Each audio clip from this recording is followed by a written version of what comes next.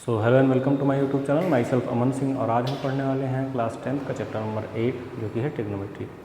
Trigonometry जो है पूरा यूनिट में कवर करा चुका हूँ आपका, ठीक है। 7 से 8 लेक्चर होंगे जिसमें मैं एक एक चीज़ सॉल्व कराया हूँ आपका, एग्जाम्पल से लेकर के एक्सरसाइज हर चीज़ सॉल्व हुई है उसमें। जो कॉन्सेप्ट हैं वो भी मतलब बता चुका हूँ मैं, ठीक है। आज हम क्या करेंगे, आज हम पूरे ट्रिग्नोमेट्री के एक रिकैप लेंगे, ठीक है।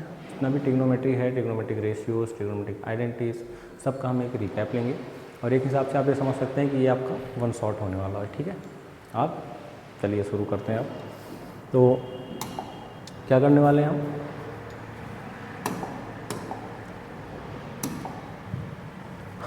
ट्रिग्नोमेट्री पूरा, यानी कि रेशियो भी इंक्लूड होगा इसमें और आइडेंटिटी भी इंक्लूड होगी, ठीक है। शुरू करते हैं। चलिए, सबसे पहले अगर मैं ट्रिग्नोमेट्री की बात करूं, ठीक है, जब भी हम ट्रिग्नोमेट्री की बात करते हैं तो हमारे दिमाग में ये आता है कि ट्रिग्नोमेट्री है क्या, ठीक। तो ट्रिग्नोमेट्री बेसिकली अगर आप ध्यान दें तो कुछ है नहीं, बहुत आसान सा यूनिट होता है। सबसे आसान यूनिट ट्रिग्नोमेट्री ही होता है, ठीक है। ट्रिग्नोमेट्री में क्या होता है, जब भी आप ट्रिग्नोमेट्री का कोई भी क्वेश्चन देखें, ट्रिग्नोमेट्री लगाने बैठे तो आपको क्या करना है, सबसे पहले आपको एक राइट एंगल ट्रायंगल बनाना है। क्या करना है, जब भी आप ट्रिग्नोमेट्री का कोई भी क्वेश्चन करने बैठे हैं, सबसे पहले आपको एक राइट एंगल ट्रायंगल बनाना है, ठीक है। आपके सिलेबस में जो आपको ट्रिग्नोमेट्री पढ़नी है वो पूरी तरह से राइट एंगल ट्रायंगल पर बेस्ड है। आपके सिलेबस में जो आपको ट्रिग्नोमेट्री पढ़नी है वो पूरी तरह से राइट एंगल ट्रायंगल पर बेस्ड है। सबसे पहले आप क्या करेंगे, सबसे पहले आप एक राइट एंगल ट्रायंगल बनाएंगे। अब राइट एंगल ट्रायंगल तो बन गया, राइट एंगल ट्रायंगल तो बन गया। अब क्या करेंगे आप, अब राइट एंगल ट्रायंगल है यानी कि एक एंगल हमारा 90 डिग्री का होगा। मान लीजिए ए है, ये आपका बी है, ये आपका सी है। अगर एक एंगल हमारा 90 डिग्री का हो गया, बाकी जो दोनों बचे हुए एंगल्स हैं वो कितने डिग्री के होने चाहिए, वो दोनों ही एक्यूट एंगल होने चाहिए। अब एक्यूट एंगल क्या होता है, एक्यूट एंगल वो एंगल्स होते हैं जिनका मेजरमेंट 90 डिग्री से कम होता है, ठीक है। अब यहाँ से ऐसे भी देख लीजिए, अब सबको पता है कि एंगल सम प्रॉपर्टी ट्रायंगल की हमारी क्या कहती है, sum of all angles of a triangle is always 180 degree. यानी कि angle A plus angle B plus angle C तीनों का सम कितना होना चाहिए, 180 डिग्री। क्यों, एंगल सम प्रॉपर्टी हमारी यही कहती है। अगर हम मान लेते हैं हमारा एंगल बी 90 डिग्री हो गया, एंगल बी अगर हमारा 90 डिग्री हो गया तो क्या हो जाएगा, ये हो जाएगा एंगल ए प्लस ये वाला angle C is equal to 180 degree minus 90 degree. यानी कि angle A plus angle C is equal to 90 degree. अब अगर एंगल ए और एंगल सी का सम, यानी कि एंगल ए और एंगल सी का सम कितना आ रहा है, 90 डिग्री आ रहा है, इसका मतलब ये है कि एंगल ए और एंगल सी दोनों ही एक्यूट एंगल होंगे। एक्यूट एंगल क्या होते हैं, जिनका मेजरमेंट 90 डिग्री से कम होता है। अगर दोनों का सम 90 डिग्री आ रहा है तो इसका मतलब ये है कि दोनों ही एक्यूट एंगल हैं, तभी तो उनका सम 90 डिग्री आ रहा है। मान लीजिए एक ए जो है 60 है आपका, सी जो है 30 है, ए 40 है, सी 50 है, इस तरह। अब कुछ लोग ये कहेंगे, खुराफाती बच्चे जो होते हैं वो क्या कहेंगे कि अगर हम ए को 90 ले लें, क्या ले लें, जैसे आपका यहाँ पे ये आया है कि angle A plus angle C is equal to 90 degree आया है। अगर आप कह रहे हैं एंगल ए को ही मैं 90 डिग्री ले लूँ, अगर आप एंगल ए को 90 डिग्री ले लेते हैं तो यहाँ से आपका एंगल सी आ जाएगा 0 डिग्री। एंगल सी कितना आएगा, 0 डिग्री। अब आप एक काम करिए, अब 0 डिग्री का एंगल बनाइए, एक ट्रायंगल बनाइए जिसमें एक एंगल यानी कि एंगल बी भी 90 डिग्री हो, एंगल ए भी 90 डिग्री हो और एंगल सी 0 डिग्री का हो। आप अगर बना सकते हो तो बनाइए, बिल्कुल प्रयास कीजिए इसको, ठीक है। अब इतना हो गया, मतलब ट्रिग्नोमेट्री मतलब एक राइट एंगल ट्रायंगल, सिर्फ और सिर्फ क्लास 10th के लिए, क्योंकि क्लास 11th में जब आप जाएंगे वहाँ पे एक बढ़िया सा ट्रायंगल मिलता है, हर जगह वहाँ पे ट्रिग्नोमेट्री का अप्लाई हम यूज़ कर सकते हैं, ठीक है। फिर उसके बाद हम क्या करेंगे, इसके बाद अगर इतना हो गया, इसके बाद हम क्या करेंगे कि ट्रिग्नोमेट्रिक रेशियो पे आते हैं। ट्रिग्नोमेट्रिक रेशियो हमारा क्या होता है, बेसिकली ट्रिग्नोमेट्रिक रेशियो हमारे 6 होते हैं। कितने ट्रिग्नोमेट्रिक रेशियोज होते हैं, टोटल 6 ट्रिग्नोमेट्रिक रेशियोज होते हैं।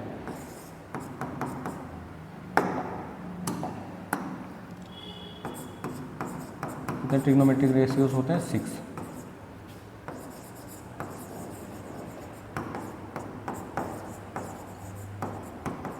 ठीक, अगर हम 6 ट्रिग्नोमेट्रिक रेशियोज होते हैं, कौन कौन से होते हैं? जो आपका पहला होता है वो होता है साइन, ठीक है, ये होता है साइन, जिसको हम ऐसे लिखते हैं शॉर्ट फॉर्म में। दूसरा होता है आपका कोसाइन, जिसको हम लिखते हैं कॉस। अभी मैं यहाँ पे थीटा नहीं लगा रहा हूँ, अब आपको दिमाग में क्वेश्चन जरूर चल रहा होगा, मैं यहाँ पे थीटा नहीं लगा रहा हूँ। क्यों नहीं लगा रहा हूँ? इसका रीज़न ये है क्योंकि अभी हम ट्रिग्नोमेट्रिक रेशियो की बात कर रहे हैं, बस एंगल पे नहीं आए हैं अभी। जो ट्रिग्नोमेट्रिक रेशियो होता है और जो एंगल्स होते हैं, दोनों ही आपस में कैसे होते हैं? प्रोडक्ट में होते हैं। कभी ये ना कहना साइन थीटा एक ट्रिग्नोमेट्रिक रेशियो है, साइन थीटा ट्रिग्नोमेट्रिक रेशियो नहीं है। साइन थीटा ट्रिग्नोमेट्रिक रेशियो और एंगल का प्रोडक्ट होता है, ठीक है। कोसाइन हो गया। तीसरा क्या होता है? टेंजेंट, जिसको हम क्या बोलते हैं? टैन, ठीक।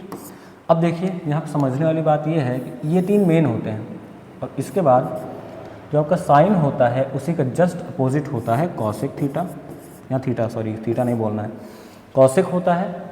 दूसरा जो आपका कॉस होता है इसका जस्ट अपोजिट होता है सेक होता है, और जो आपका टैन होता है इसका जस्ट अपोजिट क्या होता है?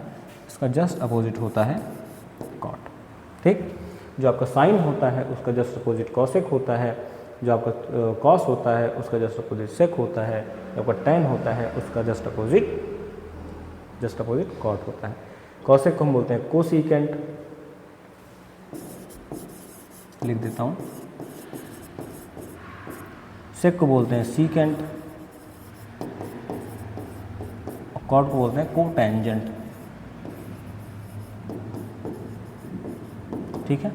ये 6 आपके ट्रिग्नोमेट्रिक रेशियोज होते हैं। तो यानी कि अभी तक आप क्या समझे? अभी तक ये समझे कि जब भी हम ट्रिग्नोमेट्री की बात करते हैं तो आपको एक राइट एंगल ट्रायंगल लेना है, जहाँ पे एक एंगल आपका 90 डिग्री का होगा। राइट एंगल ट्रायंगल क्या होता है? जिसमें एक एंगल का मेजरमेंट 90 डिग्री होना चाहिए। अब इसके बाद क्या करना है? अगर एक एंगल 90 डिग्री हो गया, बचे हुए 2 एंगल्स 90 डिग्री से कम होंगे। अब जब भी आप ट्रिग्नोमेट्री अप्लाई करेंगे, उसमें एनसीईआरटी में एक लाइन ऐसे बहुत सीधी सी लिखी हुई है, और वो क्या है कि हम एक राइट एंगल ट्रायंगल के अंदर जो हमारा एक्यूट एंगल होता है, ट्रिग्नोमेट्रिक रेशियो, हम उसी पर अप्लाई करते हैं, ठीक है। क्या करते हैं? राइट एंगल ट्रायंगल के अंदर जो हमारा एक एक्यूट एंगल होगा उसी पर हम ट्रिग्नोमेट्रिक रेशियो का अप्लाई करेंगे, ठीक। अब देखिए इतना हो गया। अब इतने के बाद क्या करना है आपको? ये तो हो गया आपका ट्रायंगल, फिर 6 ट्रिग्नोमेट्रिक रेशियोज हो गए। अब आते हैं थीटा पे। थीटा क्या होता है? हमारा थीटा होता है, वो होता है हमारा एंगल। क्या होता है थीटा? एंगल।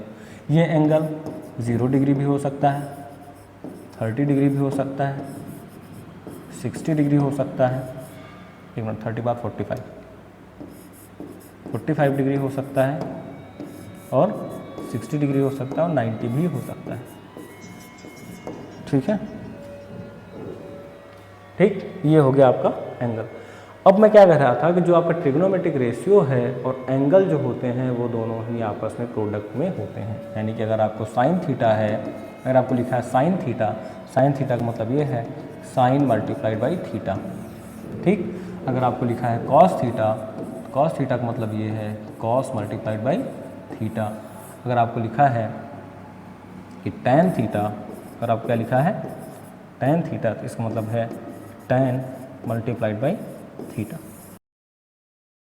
इतना क्लियर हो? ठीक। अब क्या करना है आपको? अब ये 2 चीज़ हमारे दिमाग में अच्छे से क्लियर हो जानी चाहिए। क्या क्या क्लियर हो जानी चाहिए? कि अगर आपको ट्रिग्नोमेट्री का कोई भी क्वेश्चन दिखे, सबसे पहले आपको बिना कुछ सोचो समझे एक काम करना है, और वो काम ये करना है कि आपको एक राइट एंगल ट्रायंगल बना लेना है। उसके बाद ट्रिग्नोमेट्रिक रेशियोज, कितने ट्रिग्नोमेट्रिक रेशियोज होते हैं? 6 ट्रिग्नोमेट्रिक रेशियोज होते हैं। साइन, कॉस, टैन, साइन का उल्टा कॉसेक, कॉस का उल्टा सेक, और टैन का उल्टा। अगर एंगल की बात करें, जो हमारा ट्रिग्नोमेट्रिक रेशियो है और जो एंगल होता है वो दोनों ही आपस में प्रोडक्ट में होते हैं। अगर वो दोनों ही आपस में प्रोडक्ट में होते हैं तो अगर हम साइन थीटा लिखते हैं तो इसका मतलब होता है sine multiplied by theta, cos theta लिखते हैं मतलब cos multiplied by theta, tan theta लिखते हैं मतलब tan multiplied by theta. Theta आपका 0 डिग्री हो सकता है, 30 डिग्री हो सकता है, 45 डिग्री हो सकता है, 60 डिग्री हो सकता है, 90 डिग्री हो सकता है। इससे अलग भी एंगल हो सकते हैं, 15 डिग्री भी हो सकता है, 18 डिग्री भी हो सकता है, लेकिन ये अभी आपको नहीं पढ़ना है, ये आपके सिलेबस में नहीं है। ये क्लास 11th का सिलेबस है। आपको सिर्फ और सिर्फ अभी के लिए सिर्फ और सिर्फ इतना ही पढ़ना है, ठीक। 0 डिग्री, 30 डिग्री, 45 डिग्री, 60 डिग्री और 90 डिग्री, इतने ही एंगल का मेजरमेंट ट्रिग्नोमेट्रिक रेशियोज़ के साथ आपको पढ़ना है, ठीक है। इतना हो गया। अब इसके बाद हम आते हैं, तो अब इसके बाद हम क्या जानेंगे? इसके बाद हम ये जानेंगे कि अगर ट्रिग्नोमेट्री है तो ट्रिग्नोमेट्रिक रेशियो का जब हम अप्लाई करेंगे, यानी कि यूज़ करेंगे ट्रिग्नोमेट्रिक रेशियो का, तो कैसे करेंगे? जैसे आपका ये एक ट्रायंगल हो गया, ट्रिग्नोमेट्रिक बात हो रही है, यानी कि right angle triangle. Trigonometry 2 word से मिलकर बना होता है, ये बेसिक से लिखा हुआ है आपके एनसीईआरटी में भी और काफ़ी बुक्स में लिखा हुआ है। क्या लिखा हुआ है?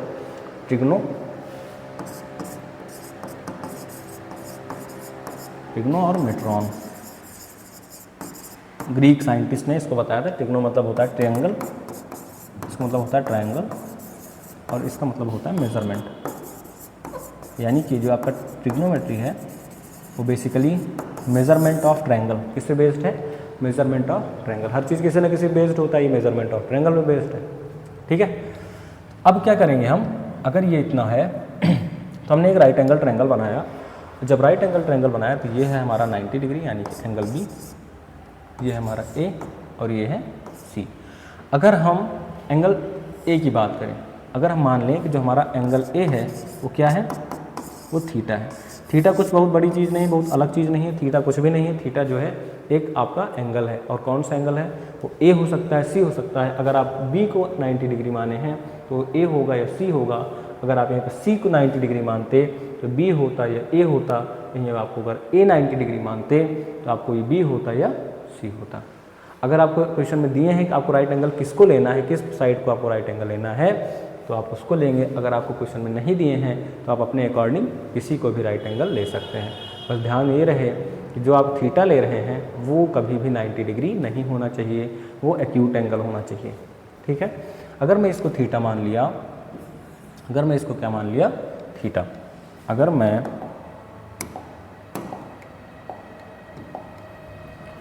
मैं इसको थीटा मान लिया तो सबसे बड़ी बात ये होती है, सबसे पहली बात, कि जब भी हम ट्रिग्नोमेट्रिक रेशियो सॉल्व करते हैं तो उनका एक बेसिक सा ट्रिक होता है। और कौन सा ट्रिक होता है? जैसे P B P upon H H B. ये जो होता है P बाई एच, ये होता है आपका साइन के लिए। ये होता है किसके लिए? आपका साइन के लिए होता है। दूसरा B बाई एच जो है वो होता है आपका कॉस के लिए। और तीसरा P बाई बी जो होता है वो होता है आपका tan के लिए। अब जो आपका P है, जो आपका P है, इसका मतलब होता है परपेंडिकुलर। क्या है इसका मतलब? इसका मतलब है परपेंडिकुलर। जो आपका B है इसका मतलब है बेस। और जो आपका H है इसका मतलब है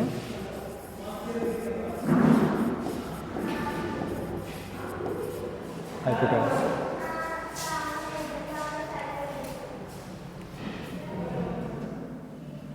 ठीक। अब क्या करना है आपको? जो सबसे इम्पोर्टेंट और सबसे बढ़िया वाला काम करना है वो ये करना है कि अब ये जो राइट एंगल है इसके जस्ट सामने वाली साइड हमारी क्या होती है? वो होती है हाइपोटेनस।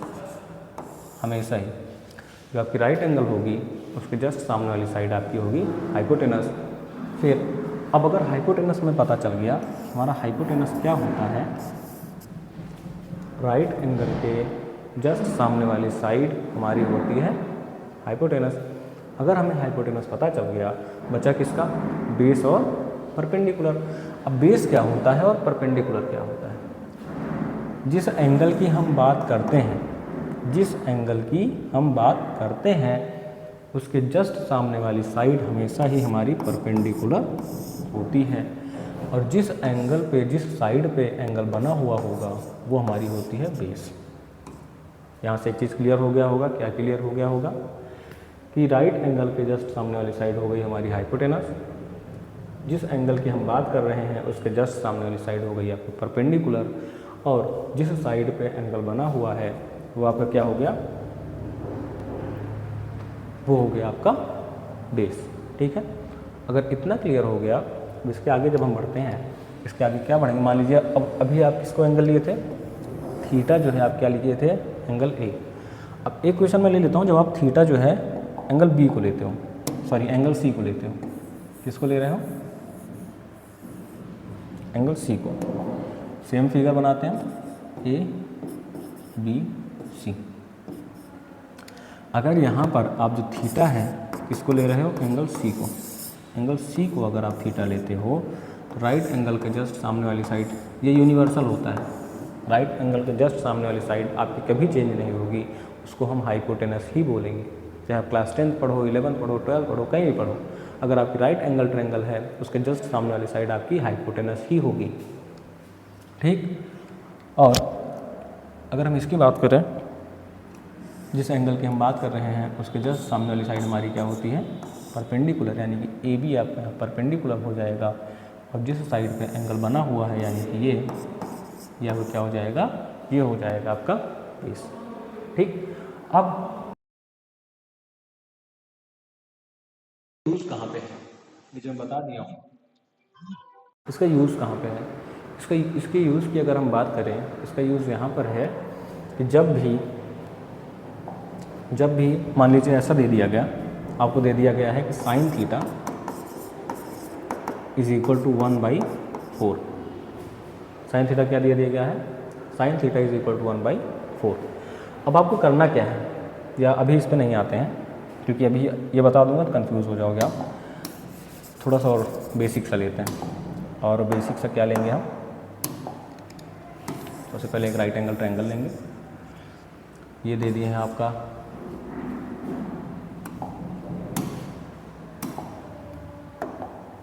ये दे दिए हैं आपका ए, ये क्या है बी, और ये क्या है सी। ठीक। अब आपको कह दिए ये जो है, ये है मान लो 3 सेंटीमीटर, ये क्या है आपका, ये है आपका 4 centimetre.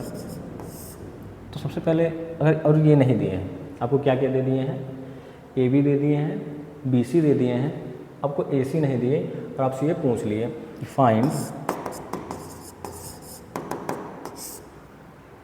All 6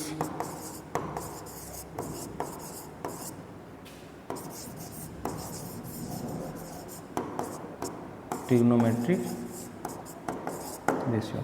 find all 6 trigonometric ratios. कितने 6 ट्रिग्नोमेट्रिक रेशियोज फाइंड करने हैं, 6 जो ट्रिग्नोमेट्रिक रेशियोज होते हैं, जो आपके 6 ट्रिग्नोमेट्रिक रेशियोज हैं, ये 6 के 6 फाइंड करने, ये कॉसेक, सेक और कॉट, ये 6 के 6 आपको फाइंड करने हैं। अब आप कैसे फाइंड करोगे, घबराने वाली बात बिल्कुल भी नहीं है यहाँ पे। सबसे पहले आप क्या करोगे, अगर ये एक राइट एंगल ट्रायंगल है, क्या है ये, अगर ये एक राइट एंगल ट्रायंगल है, दो साइड आपको पता है, तीसरी साइड कैसे फाइंड करोगे, तीसरी साइड फाइंड करने के लिए आप इस पर अप्लाई करोगे पाइथागोरस थ्योरम, तभी तीसरी साइड आएगी। अप्लाई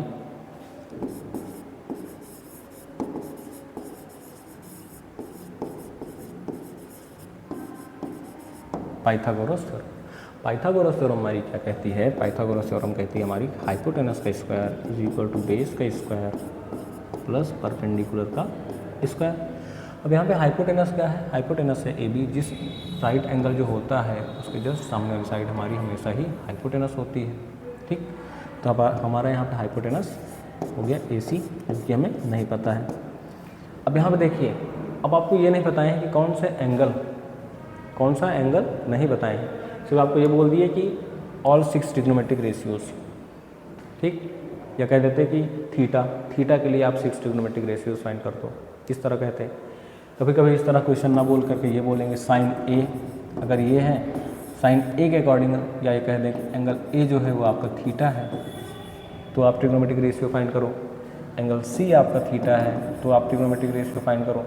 या कह सकते हैं कि फॉर एंगल ए या फिर एंगल सी, ऐसे। मतलब क्वेश्चन कैसे कह सकता है, आपको क्वेश्चन ऐसे कह सकता है कि आप 6 ट्रिग्नोमेट्रिक रेशियो फाइंड करो फॉर एंगल ए के लिए, या फिर कह सकता है एंगल सी के लिए। यहाँ पे एंगल बी तो कह नहीं सकता, क्यों नहीं कह सकता, क्योंकि आपका एंगल बी जो है वो राइट एंगल है, 90 डिग्री का है। ठीक है, तो अगर इस केस में आपको क्या करना है, चाहे आप अगर मान लीजिए फॉर एंगल ए कह रहा है, कौन सा एंगल कह रहा है, for angle A, angle A. अब एंगल ए के लिए जिस एंगल की हम बात करते हैं उसके जस्ट सामने वाली साइड हमारी क्या होती है, उसके जस्ट सामने वाली साइड हमारी होती है परपेंडिकुलर। तो ये हो गया आपका परपेंडिकुलर, यानी कि परपेंडिकुलर की वैल्यू कितनी आ गई, 4 का स्क्वायर प्लस बेस क्या होता है, जिस साइड पे एंगल बना हुआ हो वो हमारा होता है बेस, यानी कि बेस की वैल्यू क्या है 3 का स्क्वायर। तो यहाँ से जो आपका AC का स्क्वायर आ गया 3 का स्क्वायर 9 और 4 का स्क्वायर 16। तो यहाँ से AC की वैल्यू क्या आ गई 25, 9 + 16 कितना 25। तो जो AC है उसकी वैल्यू क्या आ गई √25। अब यहाँ से देखिए, जब भी हम अंडर रूट सॉल्व करते हैं हमारी जो वैल्यू आती है वो प्लस माइनस में आती है। किसमें आती है, प्लस में और माइनस में आती है। लेकिन इस वाले केस में आपको सिर्फ और सिर्फ प्लस वाली वैल्यू लेनी है। क्यों प्लस वाली वैल्यू लेनी है, क्योंकि ये एक लेंथ है, तो आपको ये थोड़ी कोई बोलेगा। अब आप घर में कुछ लाने जाते हो तो कुछ घर वाले भेजते हैं तो क्या बोलते हैं, अगर आप मान लीजिए एक रोप लाने जा रहे हो, रस्सी लाने जा रहे हो, क्या बोलेंगे -25 मीटर रस्सी ले आओ, ऐसा तो बोलते नहीं है। 5 मीटर 10 मीटर ऐसा बोलते हैं ना। मतलब जो लेंथ होती है हमारी वो पॉजिटिव में होती है। अब आप मान लीजिए मोटरसाइकिल चला रहे हो, गाड़ी चला रहे हो, रोड पे चला रहे हो, चले जा रहे हो, घर पहुँचे, घर वाले पूछे कि कितनी दूर गए थे, क्या बोलोगे -10 किलोमीटर, ऐसा थोड़ी आप ये बोलोगे ना 10 किलोमीटर गए थे, 12 किलोमीटर गए थे। यानी कि जो लेंथ होती है हमारी वो हमेशा ही पॉजिटिव में होती है। इसीलिए जो AC की वैल्यू आएगी वो प्लस में आएगी, माइनस वाली वैल्यू हम नहीं लेंगे। आएगी माइनस वाली भी, क्योंकि अंडर रूट लगा है तो प्लस और माइनस दोनों वैल्यू निकलेंगी, लेकिन हम प्लस वाली वैल्यू जो है वो लेंगे। तो AC की वैल्यू आपकी क्या आ गई, ये आ गई आपकी 5। अब देखिए, अगर AC की वैल्यू ये आ गई तो कितने ट्रिग्नोमेट्रिक रेशियोज होते हैं, लिख लेते हैं पहले। साइन थीटा, यानी कि थीटा किसकी बात हो रही है, A। थीटा हमारा क्या है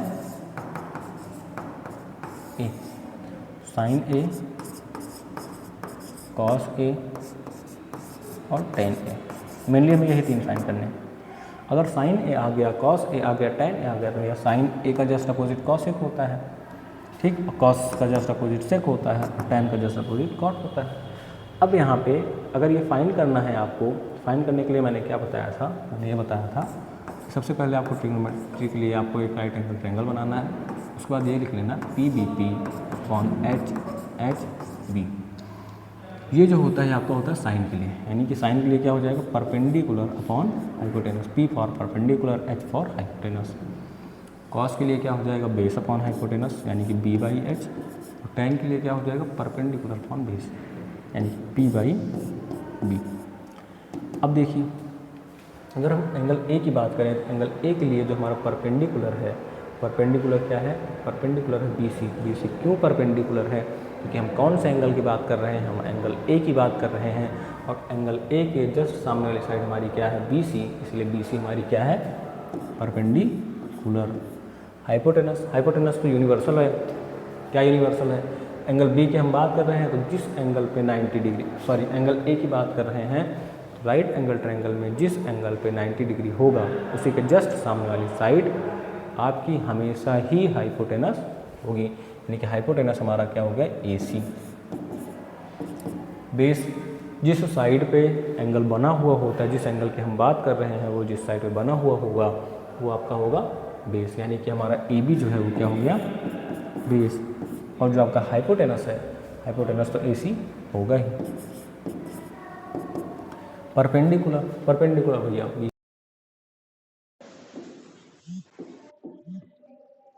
जो आपका बेस है, बेस हो गया BC। अब यहाँ से देखना है आपको BC क्या होता है, BC होता है 4 और AC क्या होता है, AC होता है 5। AB क्या होता है, AB होता है 3 और AC क्या होता है, AC होता है 5। BC क्या है, एक मिनट, BC अपॉन BC कैसे हो गया, परपेंडिकुलर क्या है BC और बेस क्या है AB। तुम लोग भी ध्यान दिए रहना भैया, अपने हिसाब से करना, मेरे भरोसे मत रहना। AB BC की वैल्यू 4 और ए बी की वैल्यू 3। ठीक, ए बी की वैल्यू क्या हो गई? 3 हो गई। अब क्या करना है आपको, यहाँ से अगर इतना हो गया तो अब साइन आ गया, कॉस आ गया, टेन आ गया। साइन का जस्ट अपोजिट क्या होता है? कॉसेक ए। जो आपका 4/5 था इसी को रिवर्स कर दो, यानी कि 5 ऊपर चला जाएगा और 4 नीचे आ जाएगा। कॉस का सेक, इसके लिए भी सेम, 5 ऊपर चला गया, 3 नीचे आ गया। इसका क्या होता है? कॉट। इसके लिए भी 3 ऊपर गया और 4 नीचे आ गया।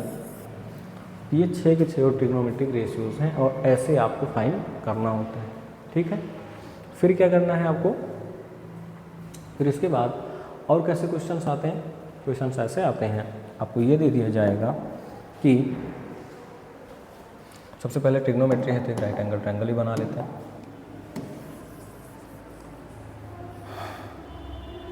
और ये हो गया, ये आपका बी हो गया, ये आपका सी हो गया। तो आपको क्वेश्चन कैसे दे दिया जाएगा? क्वेश्चन इस तरह दे दिया जाएगा, जैसे कि मान लीजिए दे दिए साइन ए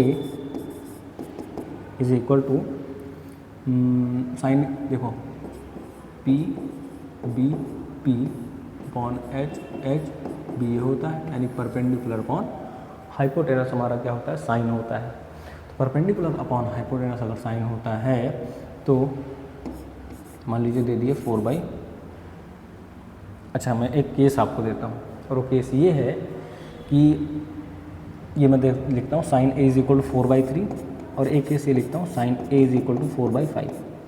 अब मैं ये बात पूछना चाह रहा हूँ कि इन दोनों में से, ये नहीं बनाता हूँ, ये आपका पहला है और ये आपका दूसरा है, इन दोनों में से कौन सी वैल्यू सही है? मैं क्या पूछना चाह रहा हूँ कि इन दोनों में से कौन सी वैल्यू आपकी सही है? चलिए 1 मिनट का मैं टाइम दे रहा हूँ आपको और आप मुझे ये बताइए इन दोनों में से कौन सी वैल्यू सही है, क्योंकि एक वैल्यू इसमें से गलत है। वो गलत क्यों है? उसका भी रीज़न है, और रीज़न आपको बताना है कि इन दोनों में से जो एक वैल्यू सही है वो क्यों सही है, और इन दोनों में से जो एक वैल्यू गलत है वो क्यों गलत है। चलिए मैं बताता हूँ। देखिए 1 मिनट में बहुत, पॉज करके जितना मिनट उतना मिनट ले लो। साइन थीटा क्या होता है? साइन ए क्या होता है? साइन थीटा क्या होता है? परपेंडिकुलर अपॉन हाइपोटेनस, यानी कि थीटा हमारा क्या है? ए। जब आपका साइन ए है वो क्या हो जाएगा? Perpendicular upon hypotenuse. Same angle हमारा थीटा जो है एंगल ए है। अब यहाँ पे मैं क्या कह रहा हूँ, एक वैल्यू आपकी गलत है, और मैं क्या कह रहा हूँ गलत क्यों है? उसका रीज़न ये है,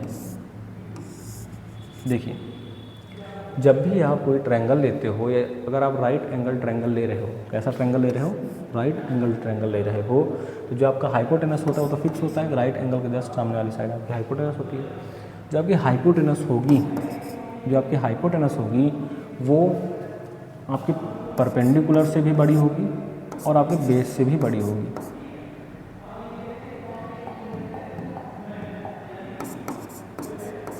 यानी कि जो आपकी हाइपोटेनस होती है वो बेस और परपेंडिकुलर दोनों की ही वैल्यू से बड़ी होगी। यहाँ पे लिख देता हूँ मैं, स्टार पॉइंट ये है, the value of hypotenuse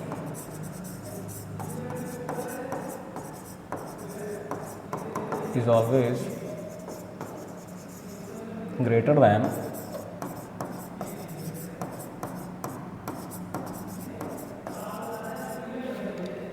perpendicular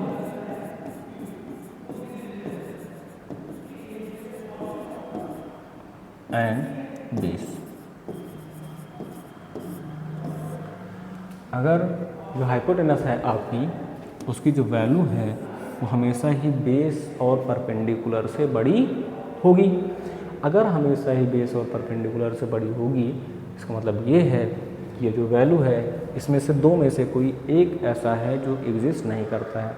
अब एग्जिस्ट नहीं करने का पता कैसे करोगे? परपेंडिकुलर कौन है और बेस हाइपोटेनस कौन है, पहले ये बताता हूँ मैं।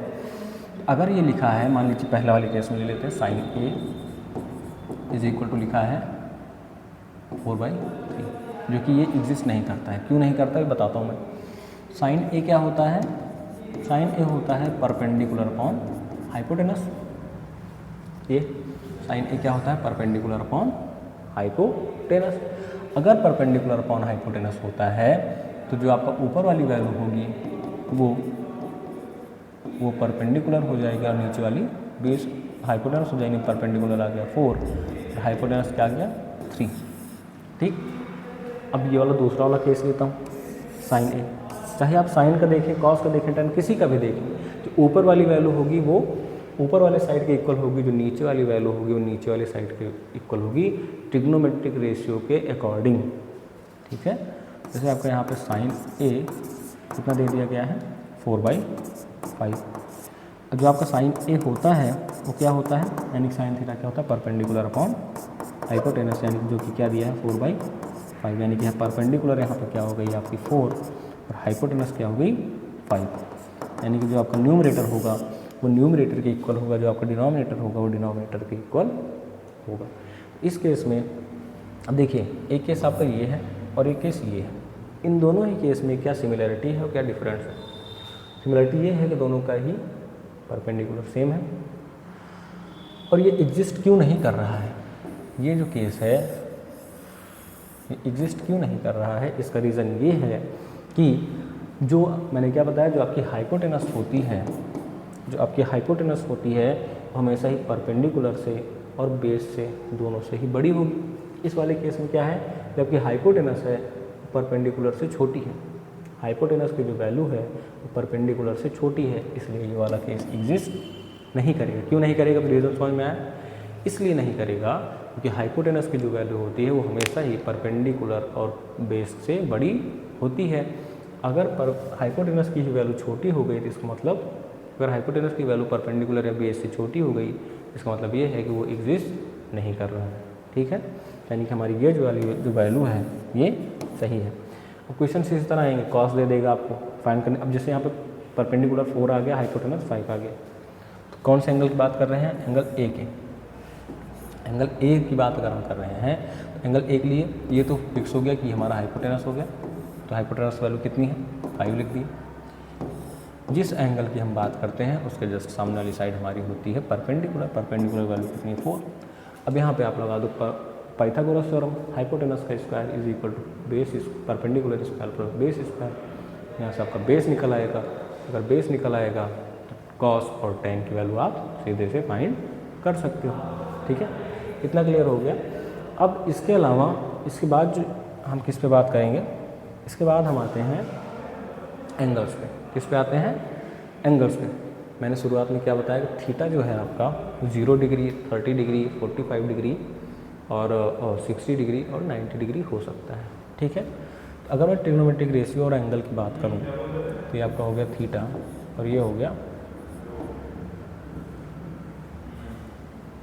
क्या हो गया ये हो गया थीटा और ये हो गया रेशियो। ठीक, यानी कि इधर आपका रेशियो रहेगा, इधर आपका इधर आपका एंगल रहेगा, इधर आपका रेशियो रहेगा। ठीक है, तो अगर हम बात करें sine theta cos theta tan theta, अब साइन का just opposite cosec theta, cos का सेक थीटा और टेन का कॉट थीटा। यहाँ पे 0 डिग्री, 30 डिग्री, 45 डिग्री और 60 डिग्री, 90 डिग्री सबको याद होगी वैल्यू। मैं एक्सपेक्ट ये कर रहा हूँ कि आप सभी को वैल्यूज़ याद होंगी, और वैल्यूज़ अगर याद होंगी, साइन थीटा यानी साइन 0 डिग्री की क्या वैल्यू होती है? साइन 0 डिग्री की क्या वैल्यू होती है? साइन 0 डिग्री वैल्यू होती है 0। साइन 30 डिग्री वैल्यू होती है 1/2। साइन 45 की होती है 1/√2। साइन 60 की होती है √3/2 और साइन 90 होती है 1। ठीक, अब आपको कॉस के लिए करना है तो आप उधर से इधर को चलते आओ, यानी कि जो आपकी साइन 90 की वैल्यू है वो आपकी कॉस 0 डिग्री की वैल्यू हो जाएगी, यानी कि 1। जो आपकी साइन 60 डिग्री की वैल्यू है वो आपकी कॉस 30 डिग्री की वैल्यू हो जाएगी, यानी कि √3/2। जो आपकी cos 45 की वैल्यू है ये मिडिल में है, ये बीच में है, इसलिए जो आपकी sin 45 की वैल्यू होती है वही सेम वैल्यू आपकी cos 45 की भी होती है। जो वैल्यू आपकी sin 30 डिग्री की होगी वही वैल्यू आपकी cos 60 डिग्री की हो जाएगी, यानी कि 1/2। और जो वैल्यू आपकी sin 0 डिग्री की होगी वो वैल्यू आपकी cos 0 डिग्री की हो जाएगी। ठीक है, अगर आपको यहाँ तक क्लियर हुआ, आप लोगों को एक चीज़ और बताना चाहता हूँ, और वो ये है कि sin थीटा होता है, ये होता है 1/cosec थीटा, और जब भी हम sin थीटा × cosec थीटा करते हैं आंसर आता है हमारा 1। ठीक, अब ये मैं क्यों बताना चाह रहा हूँ, क्योंकि हम अभी tan के फॉर्म में जब देखें tan थीटा हमारा क्या होता है, tan थीटा की वैल्यू होती है sin theta cos theta. Value कैसे आती है ये मैं लेक्चर पिछले वाले वीडियो में रिकॉर्ड कर चुका हूँ, चैनल पे है, वो आप जाके देख सकते हैं। एक एक चीज़ का डिटेल्ड एक्सप्लेनेशन है उसमें। ठीक है, जब cos थीटा होता है वो होता है cos थीटा sin थीटा। ठीक, इसी तरह आपका जो cos थीटा होता है वो होता है 1/sec थीटा। ऐसा नहीं है कि cos ही 1/sec होता है, sec अगर इधर आया तो sec थीटा जो होता है वो भी 1/cos थीटा होता है। इसमें भी जब cosec थीटा होता है वो भी 1/sin थीटा के इक्वल होता है। और यहाँ पे जो आपका tan थीटा होता है वो होता है 1/cot थीटा, और जो आपका cot थीटा होता है वो भी आपका 1/tan थीटा के इक्वल होता है। ठीक है, तो ये इतना बताने का रीज़न यही था। अगर आपको साइन की हर एंगल पे साइन की वैल्यू पता है, हर एंगल पे आपको कॉस की वैल्यू पता है, tan थीटा की वैल्यू आप निकाल सकते हो। कैसे निकालोगे, अगर आप tan 0 डिग्री की वैल्यू निकालना चाहते हो, जहाँ थीटा वहाँ 0 रख दो, यानी कि sin 0 अपॉन cos 0। अब sin 0 की वैल्यू क्या है, sin 0 डिग्री की वैल्यू है 0 और cos 0 डिग्री की 1।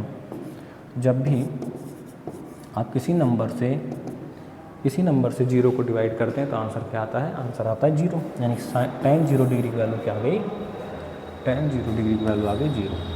ठीक, अब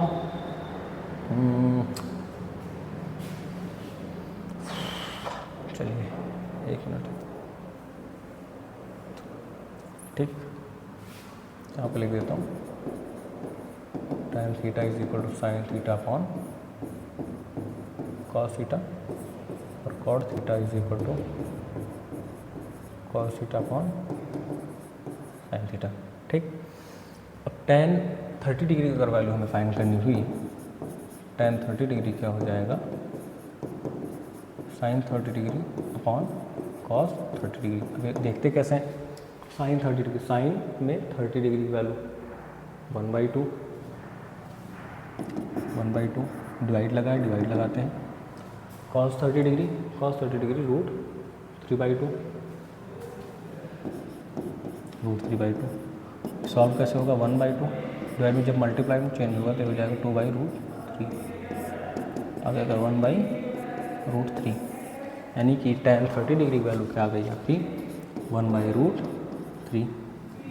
दूसरा आते हैं tan 45 डिग्री की वैल्यू। tan 45 डिग्री की वैल्यू 1 क्यों होती है, वो यही रीज़न है। देखिए tan 45 डिग्री की वैल्यू 1 क्यों होती है, क्योंकि अगर हम tan 45 डिग्री की बात करें तो क्या किसकी बात करेंगे, sin 45 divided by cos 45। sin 45 value होती है 1/√2, डिवाइड लगाए cos 45 भी 1/√2, 1/√2 मल्टीप्लाइड बाई √2/1, इतना आ गया। 1 से 1 तो ऐसे भी कैंसिल नहीं होगा, 1 ही आएगा आंसर। ठीक है, तो यहाँ पे क्या आ जाएगा आपका 1, तो यानी कि tan 45 डिग्री की वैल्यू क्या आ गई 1। दोनों ही सेम वैल्यूज़ होती हैं, तो दोनों को हम डिवाइड करते हैं तो हमारा आंसर 1 आता है। अब आते हैं tan 60 डिग्री पे। tan 60 डिग्री क्या हो जाएगा, sin 60 upon cos 60। sin 60 degree की वैल्यू है √3/2 divided by cos 60 1/2, √3/2 multiplied by 2/1, इतना आ गया √3, यानी इसकी वैल्यू क्या आ गई √3। अब 90 की बात करें हम अगर तो tan 90 क्या हो जाएगा, sin 90 अपॉन cos 90। sin 90 की वैल्यू क्या है 1, cos 90 की 0।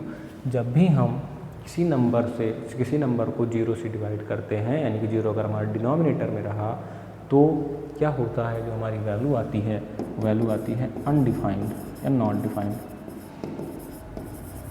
अनडिफाइंड बोल दें, नॉट डिफाइंड बोल दें, या हम इसको इनफाइनाइट बोल दें, कुछ भी बोल दें, ठीक है। यानी कि इसकी वैल्यू क्या आ गई आपकी, इसकी वैल्यू आ गई नॉट डिफाइंड। और वो क्या करना है, अब वो कुछ नहीं करना है। sin 0 अगर 0 है तो cos 0 भी 0 हो जाएगा, क्योंकि 0/1। sin 30 1/2 है तो इसी को जस्ट कर दो, अपोजिट कर दो, यानी कि 2/1, यानी कि 2।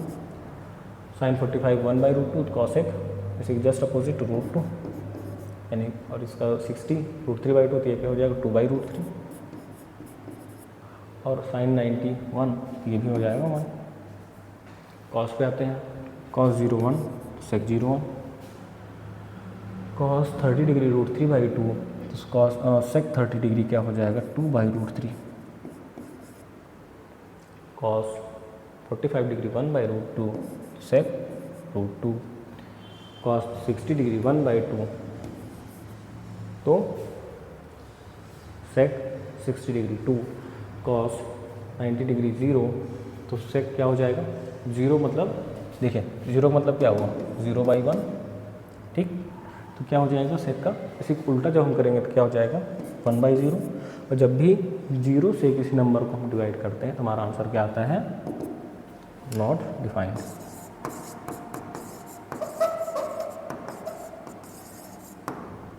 ठीक, कॉट के लिए आ जाते हैं।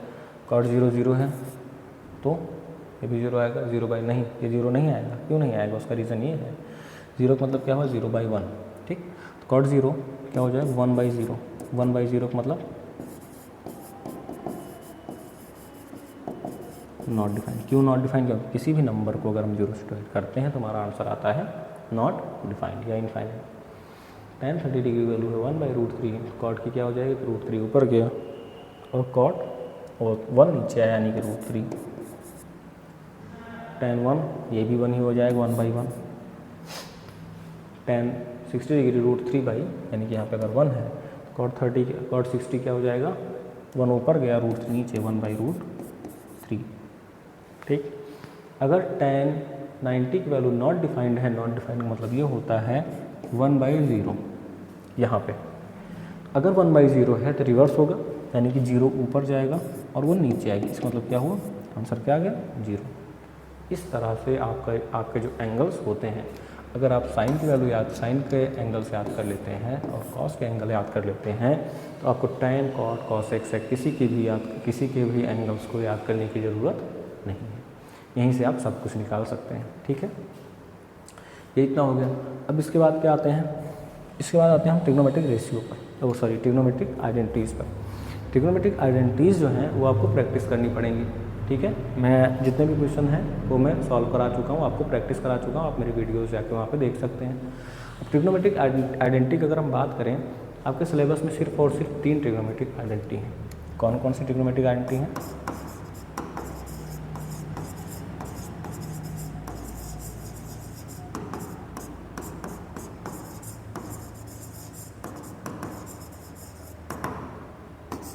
पहला है आपका sine square theta plus cos square theta is equal to 1। अब इसको ऐसे भी लिख सकते हैं, साइन को अगर हम इधर ही रहने दें क्या हो जाएगा 1 माइनस कॉस स्क्वायर थीटा, और अगर हम कॉस को इधर रहने दें क्या हो जाएगा माइनस साइन स्क्वायर थीटा। दूसरा क्या है, दूसरा होता है हमारा sec square theta is equal to 1 plus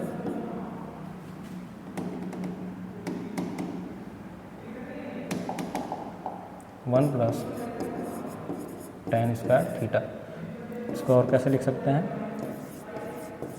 sec square theta minus tan square theta is equal to 1, ठीक। या फिर sec square theta minus 1 is equal to tan square theta. कुछ कर नहीं रहा हूँ, कभी टेन को इधर भेज रहा हूँ, कभी 1 को इधर भेज रहा हूँ, कभी इधर उधर कर रहा हूँ। सब हर आदमी इधर उधर करता है, बिना इधर उधर किसी का जीवन नहीं चल रहा है, ठीक है। तीसरे पे आ जाते हैं। तीसरी हमारी क्या वैल्यू है? तीसरी है cosec square theta. Cosec square theta क्या हो जाता है? 1 प्लस कॉट स्क्वायर थीटा। इसकी अगर बात करें तो कभी कभी हम इसको ऐसे भी लिखेंगे, cosec square theta minus cot square theta is equal to 1, या फिर cosec square theta minus 1 is equal to cot square theta. अब ये अगर आपको ये जानना है, आप बहुत ज़्यादा क्यूरियस हो, वैसे कोई नहीं रहता है वैसे, लेकिन फिर भी अगर मान लीजिए आप हो तो आप क्या करोगे? ये तीनों के जो प्रूफ हैं ये कैसे आया है, इन तीनों के प्रूफ मैं अपने चैनल पे अपलोड कर दिया हूँ, आप वहाँ से जाकर उसको देख सकते हैं, ठीक है। फिर जो आपके 8.3 है एक्सरसाइज, जो आपकी 8.3 है, पूरी तरह से इन्हीं तीनों ट्रिग्नोमेट्रिक आइडेंटिटी पे बेस्ड है और वो मैं सॉल्व करा चुका हूँ। क्वेश्चन नंबर 1 और क्वेश्चन नंबर 2 वो मैं होमवर्क दिया हूँ। क्यों होमवर्क दिया हूँ? क्योंकि वो क्वेश्चन ऐसा थे, वो क्वेश्चन जो है ऐसा था कि आपको ट्रिग्नोमेट्रिक रेशियो दे दिए, ठीक है, और उसको आप साइन के टर्म में, कॉस्ट में ऐसा कुछ दिए थे, उसके टर्म में आपको चेंज करना है, ठीक है। होमवर्क दिया हूँ, उसको मैं सॉल्व करा देता हूँ, ठीक है। तो अब क्या करना है, ट्रिग्नोमेट्रिक रेशियो जो आपका ट्रिग्नोमेट्रिक यूनिट है ट्रिग्नोमेट्री वाला, उसमें इतनी ही चीज़ें हैं, ठीक है। इसके अलावा आपको अलग कुछ भी नहीं पढ़ना है। अगर आप इतना पढ़ लेते हैं, अगर आप इतना पढ़ लेते हैं अच्छे से, तो समझ लीजिए आपका ट्रिग्नोमेट्री पूरी तरह से ख़त्म हो गया है, ठीक है। इसके अलावा इससे अलग आपको कुछ भी नहीं पढ़ने की ज़रूरत है। अपने चैनल पे मैं जो है एनसीईआरटी के एक एक क्वेश्चन, एनसीईआरटी की एक एक लाइन, जितनी भी चीज़ें एनसीईआरटी में हैं, एग्जाम्पल्स लेकर के एक्सरसाइज तक, ठीक है, सब कुछ मैं उसमें अपलोड कर चुका हूँ। एग्जाम्पल का भी सॉल्यूशन बताऊँ कि कैसे आया है आंसर आपका, ठीक है। आप वहाँ से जाके देख सकते हैं। इसी के साथ हम अपने वीडियो को यहीं पे समाप्त करना चाहेंगे, एंड करना चाहेंगे, रोकना चाहेंगे। क्यों रोकना चाहेंगे? क्योंकि भैया इसके आगे कुछ है ही नहीं। जो आपका लास्ट था ट्रिग्नोमेट्रिक आइडेंटिटी, 3 ही ट्रिग्नोमेट्रिक आइडेंटिटी है उस पर आप में, और इन्हीं तीनों पे बेस्ड को क्वेश्चंस करने हैं। अगर आपको क्वेश्चन प्रैक्टिस करनी है तो आप मेरे वीडियोज़ में जाएँ, चैनल पर जाएँ, वहाँ पर ढेर सारे क्वेश्चन जो है प्रैक्टिस कराया हूँ मैं, वहाँ से आप क्वेश्चन प्रैक्टिस कर सकते हैं, ठीक है। चलिए भैया, थैंक यू।